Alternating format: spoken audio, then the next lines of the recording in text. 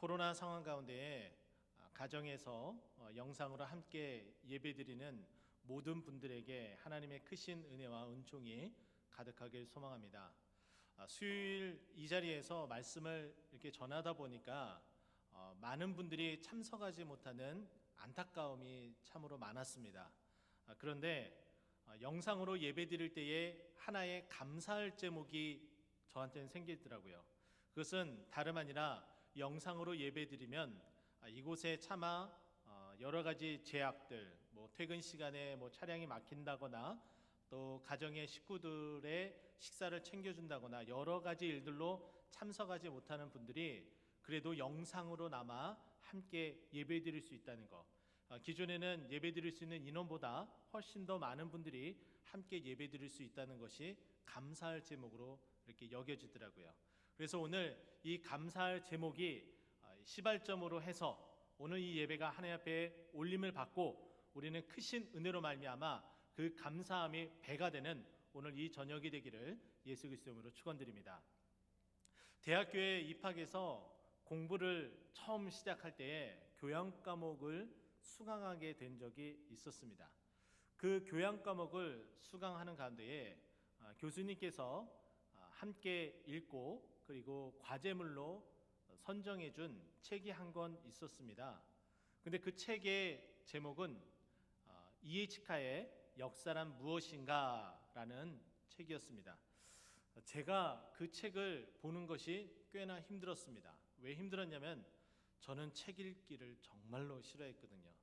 마치 어느 정도로 거리가 먼 사람이었냐면은 동이 서에서 먼 것 같이 제가 책하고는 그렇게 거리감을 두는 사람이었습니다.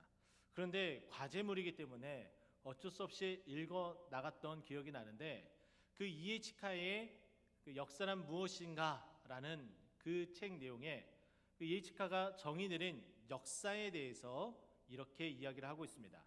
역사란 역사가와 사실들의 지속적인 상호작용의 과정이며 그리고 현재와 과거의 끊임없는 대화다라고 이야기를 하고 있습니다. 제가 왜 이 말씀을 드리느냐, 오늘 설교 제목이 역사를 써내려가는 사람이라고 제목을 잡아봤습니다. 오늘 본문에 그 사람이 두 사람이 언급이 되는데 이것은 바로 과거 역사서로 이야기되어지는 사도행전에 쓰여진 이 과거의 두 사람이 어떻게 역사를 써내려갔는지 우리가 지금 현재의 끊임없는 이 성경과의 대화를 통해서 우리는 어떻게 역사를 써내려갈지에 대한 교훈을 함께 받고자 합니다. 오늘 본문 말씀은 지난 시간에 이어서 그 내용이 계속해서 연결이 되어지는데 지난 시간에 이 내용을 잠깐 설명을 하면은 이렇습니다. 고넬료가 등장을 하고 고넬료가 기도하는 가운데 환상을 보게 되고 그 환상대로 하나님 앞에 순종하는 모습이 보여집니다. 베드로도 여전히 하나님 앞에 기도하는 시간이 되어서 하나님 앞에 나아가서 기도를 하게 됩니다. 그렇게 기도할 때에 하나님께서 환상을 보여주시죠. 그 환상은 어떤 환상이었냐면은 큰 보자기 같은 것이 내 귀퉁이에 끈을 매달아서 내려오는데 그 보자기 안에는 각종 네 발 달린 짐승들이 그곳에 담겨져 있습니다. 그뿐만 아니라 기는 것과 그리고 날아다니는 것마저도 그곳에 담겨져 있는데 그것이 내려오면서 하늘에서 소리가 있었다라고 이야기를 합니다. 그 소리는 이것을 잡아 먹으라 라는 이야기였습니다. 베드로가 그 말을 딱 들었을 때에 베드로는 그것을 수용하지 못했습니다. 왜냐하면 그 내용, 그 보자기에 있었던 그 동물들과 그 모든 내용물들을 살펴보니까 내가 알고 있는 율법에 언급되어진 대로 먹지 못하는, 먹지 말라고 금한 것들이 그곳에 있었던 거예요. 그래서 베드로는 완강하게 그 음성에, 잡아서 먹으라는 그 음성에 완곡히 거절하며 내가 그리하지 않겠습니다 라고 대답을 합니다. 그랬더니 다시 하나님께서 말씀하시는데 내가 깨끗하다고 말하면서 다시 잡아 먹으라 라고 이야기를 하게 되죠. 그와 같은 이야기가 3번 있었다라고 라고 마무리되어지는 것이 바로 지난 시간까지 함께 봤었던 내용입니다. 근데 오늘 본문 말씀은 그 이어서 이렇게 이야기가 시작이 되어집니다.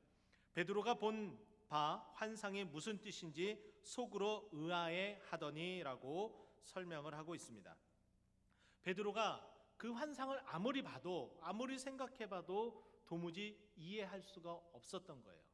이게 도대체 분명히 먹으라고는 했는데 그것도 한 번이 아니라 무려 3번이나 그렇게 말씀해 주셨는데, 그렇다면 분명히 이것은 잡아 먹어야 되는 게 맞는 건데, 그런데 내가 알고 있는 율법에 의하면은 이건 잡아 먹으면은 안 되는 건데, 내가 혹시나 내가 본 환상이 잘못된 것은 아닌가, 그런 생각에 빠져 있었습니다.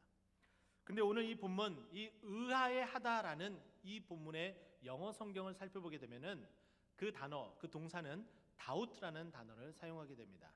이 다우트라는 이 단어는 의심하다, 그리고 믿지 못하다 라는 뜻을 가지고 있습니다. 믿지 못하고 의심하고 있는 거예요. 하나님께서 말씀하신 환상 중에서 말씀하신 그 내용에 대해서 의심하고 있었고 믿지 못했었고, 그리고 도무지 믿기지 않은 상태예요. 이것은 지금 현재 베드로가 아직까지 시행하지 못하고 있는, 우물쭈물하며 한 걸음 더 나아가지 못하고 있는 이 상황을 설명해 주고 있는데, 이 베드로의 심리 상태, 이 마음이 얼마나 복잡한지를 설명해 주는 내용이 헬라어 성경에는 고스란히 그것을 표출해 주고 있습니다. 그 단어 의아해하다라는 이 단어는 디아포레레오라는 단어를 사용하고 있습니다. 이 단어의 이 뜻을 살펴보게 되면은 어디로 갈 수 있을지 빠져나갈 구멍이 없는 상태라고 이야기하며, 이 또 다른 뜻은 어리둥절하다라는 거예요. 내가 지금 뭘 보아온 거지?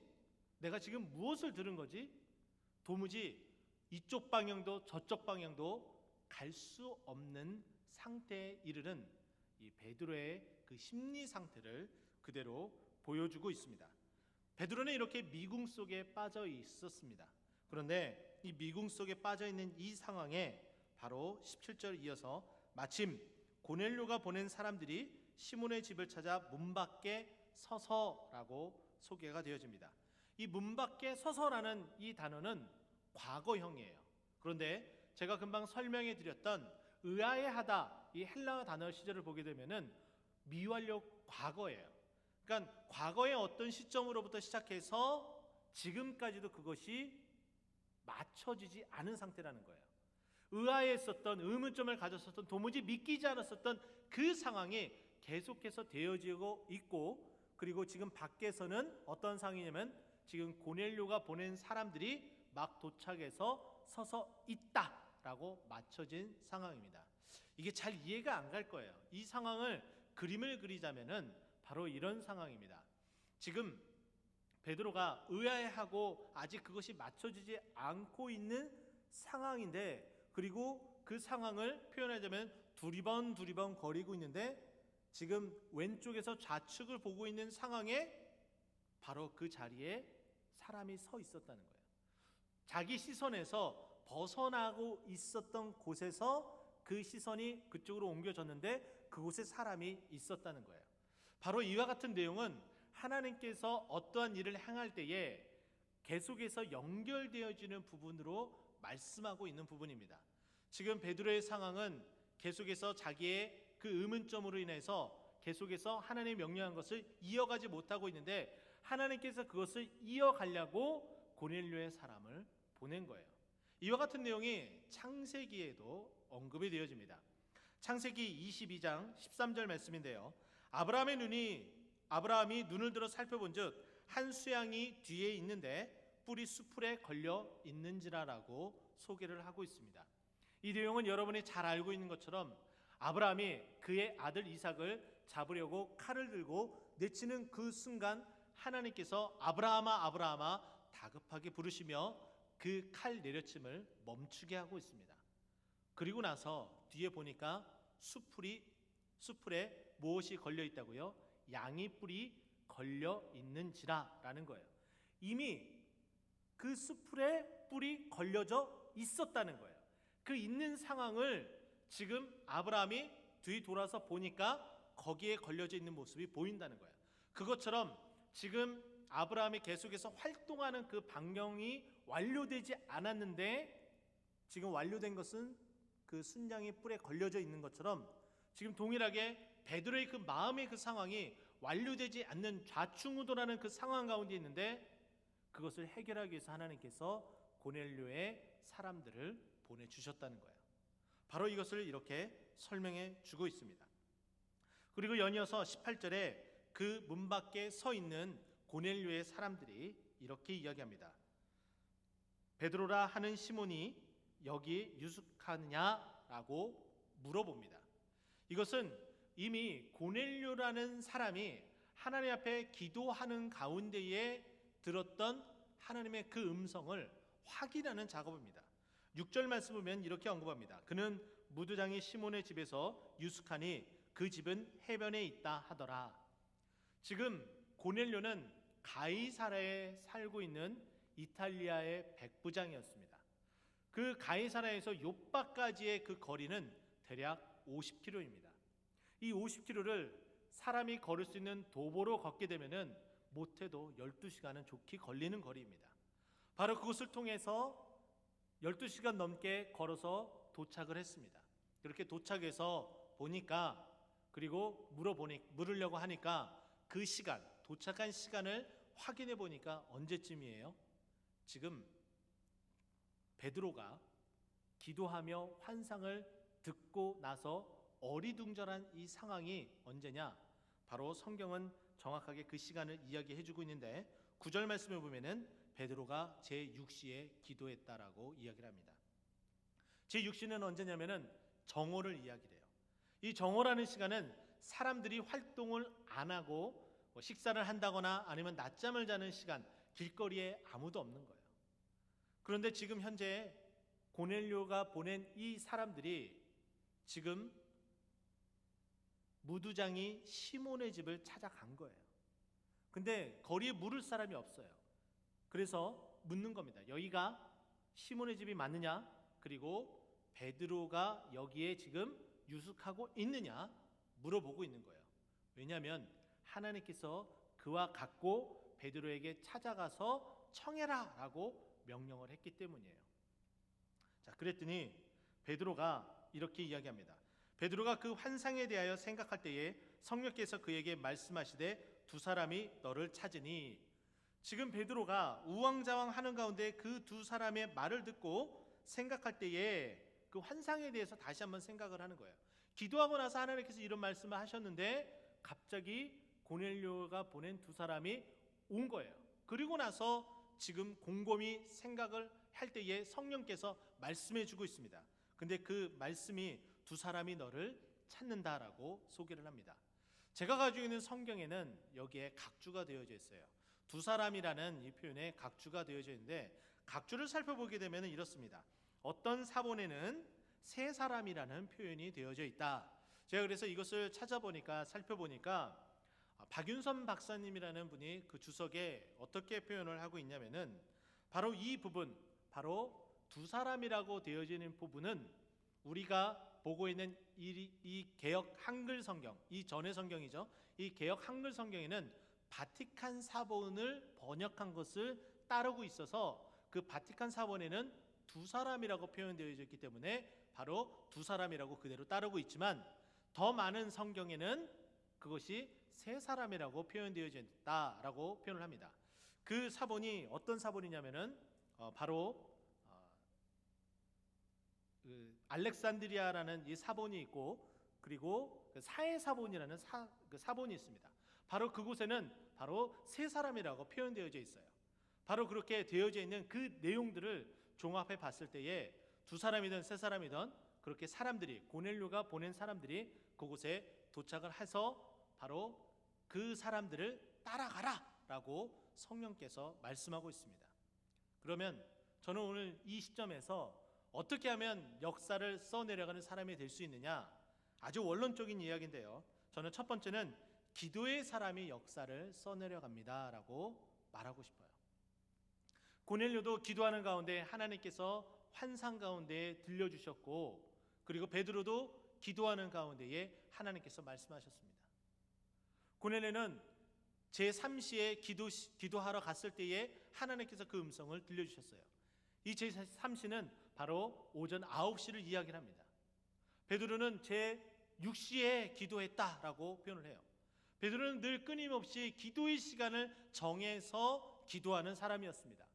제가 일전에도 말씀드렸듯이 사도행전 3장에 보면은 예루살렘 성전에 미문에 앉아 있었던 그 안진뱅이를 일으킬 때도 기도 시간에 제9시에 기도하러 올라가다가 그 사람을 만나게 되고, 내가 은과 금은 없거니와 내게 있는 것으로 내게 주노니 나사렛 예수 그리스도의 이름으로 일어나 걸으라 라고 명령한 바로 그 시점이 바로 기도하러 올라가는 시점이었다는 거예요.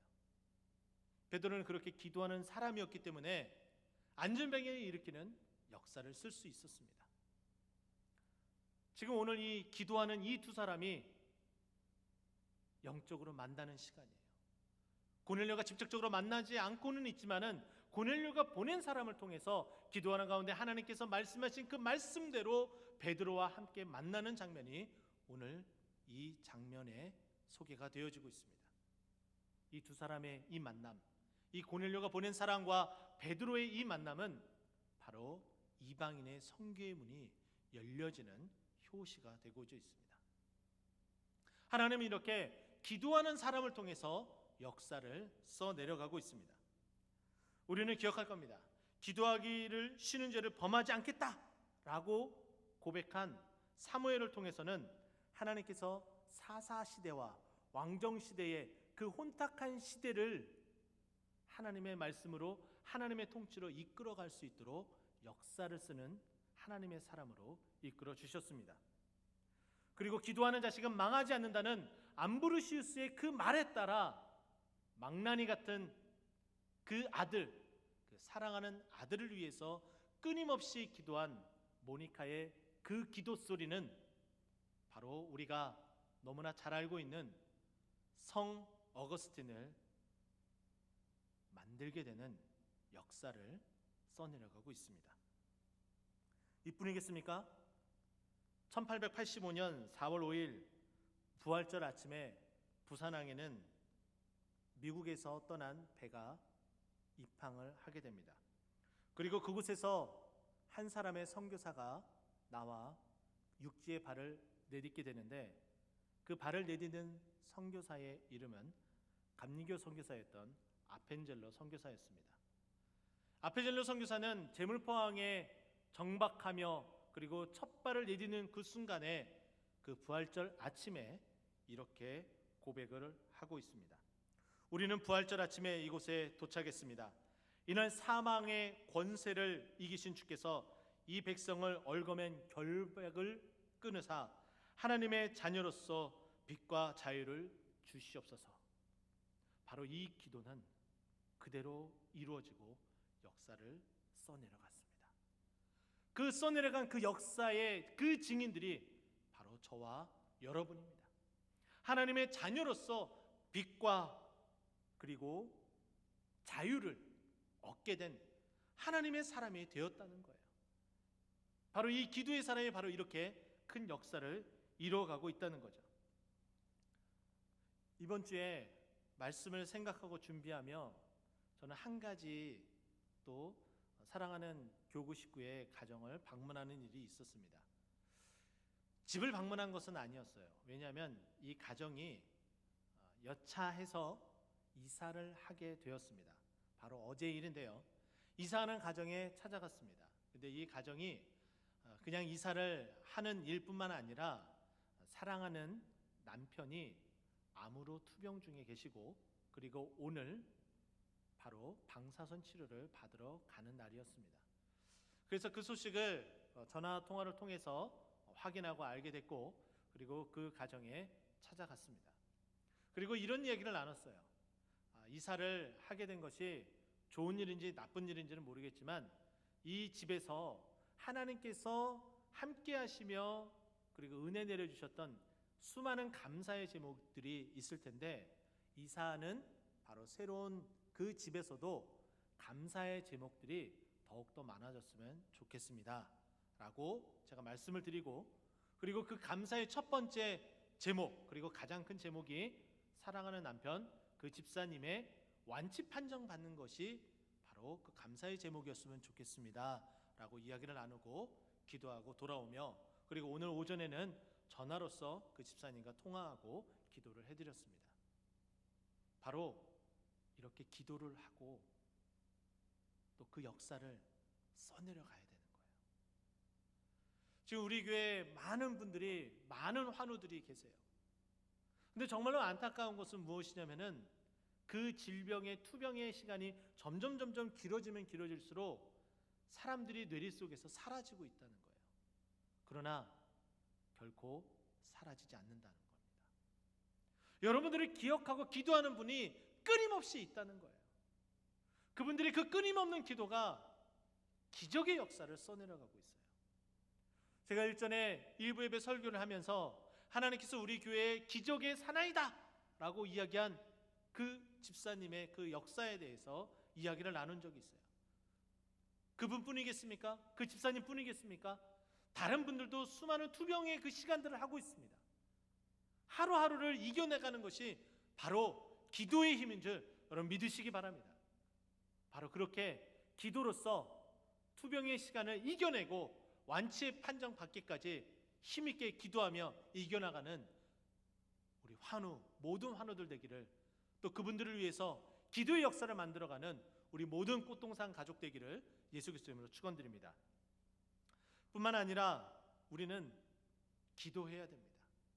지금 우리가 기도하면 기도할수록 하나님께서 그 역사를 써내려가고 있어요. 어떠한 역사를 써내려갈지 저는 기대가 됩니다. 그것은 지금 대면 예배가 아니라 비대면 예배를 드리고 있어요. 가급적이면 대면 예배를 드리는 것이 바람직하다고 저도 여겨집니다. 그러나 우리가 예배를 멈추지 않고 계속해서 예배를 드리고 있어요. 이것이 은혜예요. 근데 이것은 수많은 많은 사람들이 기도의 결과다라고 여겨집니다. 우리가 있는 곳에서 이렇게 영상으로 예배 드리는 것, 바로 이것이 기도의 역사이며 은혜인 줄 여러분 믿으시기 바랍니다. 그 은혜가 이제는 영상 예배가 아니라 비대면 예배가 아니라 대면 예배로 이 성전이 가득가득 채워지며 하나님의 영광이 드러나는 그런 예배가 되기를 예수 그리스도로 축원드립니다. 더 나아가서는 코로나19 이 바이러스의 백신이 개발되어지는 놀라운 은혜, 그리고 멈춰지고 다운되어진 경제가 다시 일어나는 그 은혜, 그리고 우리가 주님 앞에 해야 될, 끊임없이 해야 될 그 일, 그 전도의 일인데요. 근데 그 일을 위해서 우리가 이제는 지혜를 달라고 기도를 해야 돼요. 전도의 패러다임이 이제 바뀔 것 같습니다. 어떻게 하면 전도를 해야 될지에 대한 우리 고민도 해야 되는데, 하나님 우리에게 기회를 주시고 그리고 지혜를 주시며 어떻게 해야 될지에 대한 그 마음, 하나님의 마음, 그 영혼을 사랑하는 마음을 주시옵소서, 이렇게 기도를 해야 되는 거예요. 그러면 하나님께서 지혜를 주실 것이고 기회를 주실 것이고 그 하나님의 그 마음을 가지고 나아가서 전도할 문을 열어주실 겁니다. 그러면 이 코로나19 시대를 살아가는 우리 꽃동산 교회가 한국 기독교 역사를 새로 써가는 그 은혜가 있는 줄 믿으시기 바랍니다. 그것이 바로 그 기도를 통해서 이루어져 간다는 거예요. 저는 두 번째는, 역사를 써내려가는 사람은 하나님께 순종하는 사람이 역사를 써내려갑니다라고 소개를 하고 싶습니다. 지금 우리가 계속해서 봤던 것처럼 19절 말씀을 계속해서 보면 베드로가 그 환상에 대하여 생각할 때에 성령께서 그에게 말씀하시되 두 사람이 너를 찾으니 일어나 내려가 의심하지 말고 함께 가라라고 이야기를 하고 있습니다. 성령의 그 하나님의 그 음성은 의심하지 말고 함께 가라는 거예요. 자, 그런데 베드로는 어떻게 행동하는지 살펴보게 되면은 이렇습니다. 내가 그들을 보내었느니라 하시니 라고 말씀하시고 21절에 보면은 베드로가 내려가 그 사람들을 보고 이르되 내가 곧 너희가 찾는 사람인데 너희가 무슨 일로 왔느냐라고 소개를 합니다. 이거는 성령님께서 음성 말씀하신 것을 확인하는 거예요. 하나님께서 말씀하신 게 정말 맞는지 확인하는 작업입니다.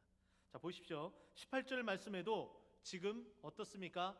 고넬료가 하나님께 기도할 때에 들려주셨던 그 음성을 듣고 고넬료가 보낸 그 사람들이 정말 베드로가 이곳에 있는지 확인하는 작업을 했던 것처럼 동일하게 그 사람들이 정말 하나님께서 보낸 사람들인지 확인을 하고 있습니다. 자, 그렇게 확인을 하려고 물으니까 그 온 사람들, 문 밖에 서서 기다렸던 사람들이 22절 말씀 보면은 이렇게 이야기합니다. 그들이 대답하되 백부장 고넬료는 의인이요 하나님을 경외하는 사람이라 유대 온 족속이 칭찬하더니라고 소개를 합니다. 지금 내가 이곳에 온 것은 고넬료라는 사람이 보냈습니다라는 표현이에요. 그런데 이 고넬료라는 사람이 어떠한 사람인지 그들의 입을 통해서 표현하는 것은 의인이요 하나님을 경외하는 사람이래요. 만약에 베드로가 이 고넬료라는 사람을 몰랐다, 들어보지도 못했다라고 하면은 그가 의인인지 하나님을 경외하는 사람인지 확인할 길이 없습니다. 자, 그런데 그 뒤에서 보게 되면은 유대 온 족속이 칭찬하더니라고 되어져 있어요. 이 말은 결국 다시 말해서 베드로도 지금 고넬료라는 사람이 어떤 사람인지 들었다는 거예요. 근데 베드로가 들었던 그 내용, 성경이 증거하고 있는 그 내용이 그 말 그대로 우리에게 소개를 하고 있는데 2절 말씀 보면은 이렇게 이야기합니다. 그가 경건하여 온 지방과 더불어 하나님을 경외하며 백성을 많이 구제하고 하나님께 항상 기도하더니 이 내용이 온 유대 사람들에게도 다 퍼져 나갔던 거예요. 그러니까 고넬료가 보낸 사람이다. 그리고 우리 주인 고넬료는 의인이요 하나님을 경외하는 사람이다라니까 베드로가 말은 하고 있지 않지만 고개가 저절로 끄덕여지는 거예요. 아, 고넬료가 보낸 사람. 아, 그러면 하나님께서 성령께서 나에게 저들을 따라가라라고 말씀한 게 사실이구나. 거절하지 않고 이제 따라갈 수가 있는 거예요. 바로 그 위에서 하나님께서 보여주신 그 환상에 대해서 어디로 갈지 어리둥절한 상태에서 갈팡질팡하고 있었던 바로 그 베드로의 모습이 아니라 이제 확신에 찬, 의심에 찬 모습이 아니라 확신에 찬 모습으로 이제 그들을 따라가고자 결심을 했다는 거예요. 그러나 시간상 지금 떠날 수 있는 시간이 아닌 것으로 추정이 됩니다. 바로 23절 말씀 보면은 베드로가 불러들여 유숙하게 하니라 이튿날 일어나 그들과 함께 갈새 욥바에서 온 어떤 형제들도 함께 가니라 라고 되며 오늘 본문 말씀이 마무리가 되어집니다. 지금 순종했습니다. 베드로는 고넬료가 보낸 그 사람들을 따라서 욥바를 떠나 고넬료가 있는 가이사라로 움직이게 됩니다. 어리둥절했었던 그 생각들, 그 마음들 그것을 뒤로 하고 이제 순종하며 나아가게 됩니다. 순종이 얼마나 큰 힘이 있는지 여러분들은 잘 알고 있을 겁니다. 그러나 우리는 순종하기가 참 힘들어요. 왜냐하면 우리는 죄성을 가지고 태어났기 때문입니다. 아담의 그 죄성, 그 첫 번째로 언급되어지는 것이 무엇입니까? 바로 불순종이에요. 그 불순종의 씨앗이 우리 온몸에 다 녹아져 있어요. 그래서 걸핏하면 우리는 불순종하려고 해요. 그런데 이 불순종이 내 것이 되어서는 안 됩니다. 이제는 하나님 앞에 순종의 모습으로 나아가야 되는 거예요. 순종할 때에 역사함이 있는 겁니다. 순종은 어떻게 역사를 써내려가는지 여러분 기억을 했으면 좋겠습니다. 이방인의 선교문이 이렇게 열려지는 것도 고넬료와 그리고 베드로가 순종했기 때문입니다. 우리가 너무나 잘 알고 있는 1907년 평양 대부흥운동은 1903년 원상 대부흥운동이 있었기 때문에 가능합니다. 하나님께서 하디 선교사에게 회개의 마음을 주셨습니다. 혼자서 회개하고 그냥 끝나는 그 회개가 아니라 많은 사람들 앞에서 자신의 그 죄를 자복하는 거예요. 그런데 그 죄를 자복하는 그 내용을 듣는 사람과 관련 있는 내용이었어요. 그러면 창피하기도 하고 그리고 부끄럽기도 하기 때문에 그 하나님의 마음, 그 음성에 순종하기가 쉽지 않습니다. 그러나 하디 선교사는 그대로 하나님께서 주셨던 그 마음, 하나님의 그 음성에 그대로 순종하게 됩니다. 그리고 고백을 하게 되죠. 내가 당신들을 업신여겼습니다. 내가 교만하여서 당신들을 너무나 하찮게 여겨진 바로 그런 생각을 가진 사람이었습니다. 이렇게 고백하며 나아가는 시간을 가졌습니다. 바로 그렇게 순종하는 그 일들, 그 회개의 일들이 있었기 때문에 하나님께서 큰 능력으로 대부흥을 일으키게 만드신 거예요. 바로 그렇게 역사를 써내려간 거예요. 창피하고 두렵고 그리고 도망가고 싶은 그런 폭풍 속으로 우리가 달려갈지라도 하나님 말씀에 순종하는 안전한 항구에 정박할 때에 우리는 그 모든 두려움을 피할 수 있게 됩니다. 바로 그와 같은 그 일들이 우리의 순종함을 통해서 이제 역사를 써 내려가야 된다라고 저는 여겨집니다. 우리 교회가 30여 년의 역사를 써 내려가며 큰 부흥을 맛보게 하셨습니다. 여기에는 아주 단순한 선포에 순종함이 있었기 때문입니다. 그것은 어린이 전도였습니다. 어린이 전도를 통한 세계복음화, 그것에 순종했기 때문에 지금의 꽃동산 교회가 있습니다. 앞으로의 꽃동산 교회도 바로 그 말에 순종해야 되죠. 전도를 해야 됩니다. 다방면으로 그리고 다양한 방법으로, 이제는 새로운 방법으로 여러 모양으로 이제 전도를 해야 됨을 우리는 잊어서는 안 됩니다. 그리고 예배하기를 그리고 기도하기를 멈춰서도 안 됩니다. 하나님의 말씀이라면 그것이 나에게 해로울지라도 지켜나가며 순종할 때에 바로 평양 대부흥이 있었던 것처럼, 이 꽃동산 교회를 이루어갔던 것처럼, 그리고 하나님의 사람들이 성경의 큰 역사를 써내려갔던 것처럼 바로 우리가 순종할 때에 그렇게 써내려갈 수 있습니다. 말씀을 정리하도록 하겠습니다. 굉장히 원론적인 이야기를 할 수밖에 없습니다. 우리가 역사를 써내려갈 수 있는 그 방법은 기도하는 것밖에 없고 하나님의 말씀에 순종하는 것밖에 없습니다. 너무나 원론적인 말씀인데 그 원론적인 그 말씀을 성경이 우리에게 이야기를 하고 있습니다. 이 원론적인 이야기, 기도하는 것, 순종하는 것, 이것에 힘을 다하여 역사를 써내려가는 저와 여러분 되기를 예수 그리스도로 축원드립니다.